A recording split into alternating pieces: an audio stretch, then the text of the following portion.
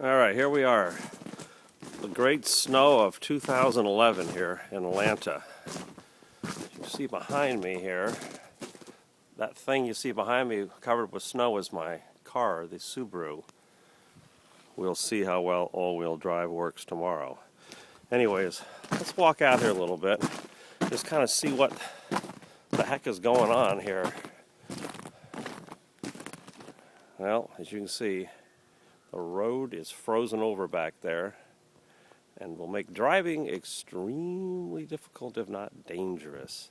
Anyways, I can't wait to try to go to work tomorrow.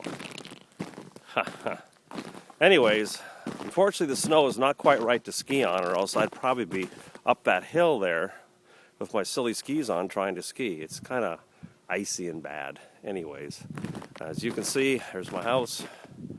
Beautiful looking snow everywhere. And it's paralyzed the entire city of Atlanta. Lovely.